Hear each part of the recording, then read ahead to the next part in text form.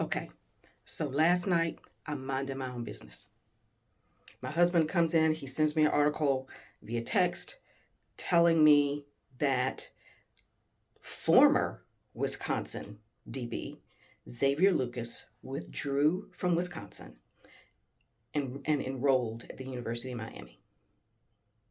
Now, we just talked about Shady Town versus Reniggsville with this whole Wisconsin Xavier Lucas story. So let's unpack what happened. Okay, because as he was in REM sleep, my husband that is, I'm sitting here trying to figure out what happened with all of this. Here's what I have.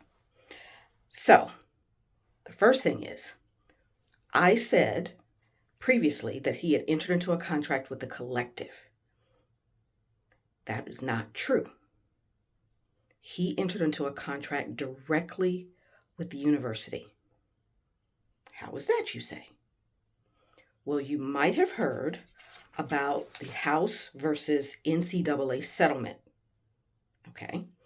Under that settlement, colleges and universities will be able to devote up to 22% of their average athletic annual revenue to payments to athletes, up to a cap of $20.5 million. Okay? So the settlement has not been approved, and approval is expected to come in April. Okay. So, Big Ten and presumably many other conferences have prepared a template agreement to facilitate schools beginning to sign athletes to new payment terms directly with the university under the terms of this settlement. The problem is that the settlement has not been finalized, and so any contract that is entered into is contingent upon the settlement getting finalized. What does that mean? That means if for some reason the settlement is not approved in April, there is no payment under those agreements. That's a contingent contract. Okay. You know contingency kind of in everyday vernacular. If you put down a contract on the house, but it's contingent upon the inspection coming back clean, or contingent upon certain repairs being made, right? Okay. In that situation, you just expect those things to be done to make the house sellable, but there's still an exit if those contingencies are not met. Okay. So in this case, with respect to Xavier Lucas, that $500,000 payment was contingent upon the settlement being approved. So he could get no payments until the settlement was approved. Okay? So he had a 2-year deal. So it was a 2-year revenue sharing deal. Okay? That was entered into under this proposed settlement.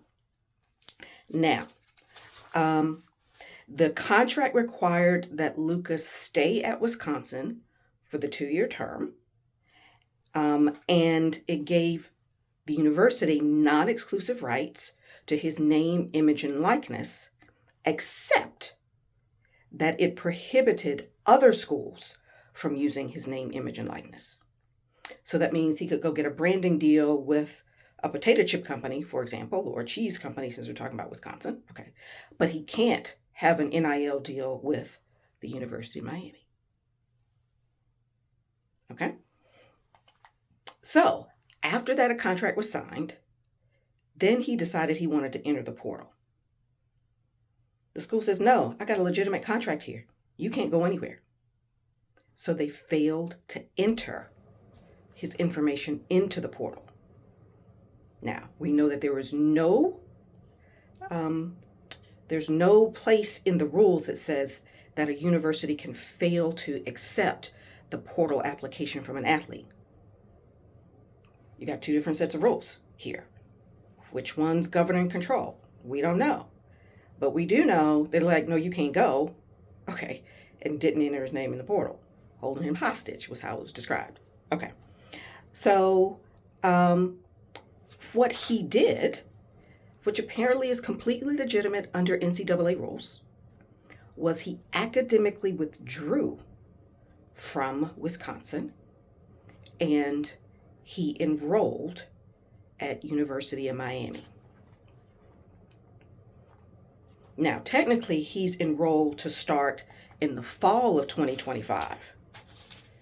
But as I understand it, he will likely be reclassified as a spring 2025 admit transfer to the University of Miami.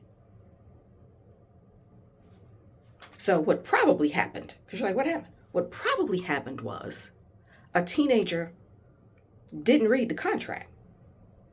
Or if he did, he didn't understand what the contingency meant. Because he would still be bound to that contract, okay, even if the settlement was not approved. He simply wouldn't get any money under it. But for sure, he wouldn't get any money until the settlement was approved in April at the earliest. So he decided he was going to jet. They said they weren't going to put him in the portal. He said fine.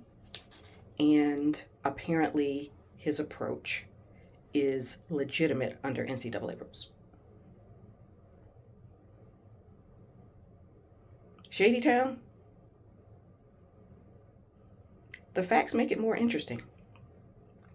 Okay. But this does create a mess. Okay. Because there was enough of a problem already from my perspective, just thinking about the athlete, okay, with the oversubscription to the portal. Okay. Too many athletes entering the portal, more supply than there was demand. Now we have a way around the portal altogether. And by the way, what I had not talked to you about, I will just mention briefly, is the whole issue of impermissible contact or tampering. Now, I'm not saying University of Miami tampered with him. Okay? I am saying that they likely had impermissible contact, because any contact with an athlete when they're not in the portal is impermissible contact. Because there's no way that they hadn't had contact with him and he knew to withdraw from Wisconsin and go to Miami. So maybe the NCAA needs to take a different approach with respect to not being passive about impermissible contact and tampering rules and actively pursue violators. Not saying that it happened here, because I don't know. But we do know it was impermissible contact. There's no way around that. So that's what happened. Classes began on January 13th. The last day to register at the University of Miami is January 22nd.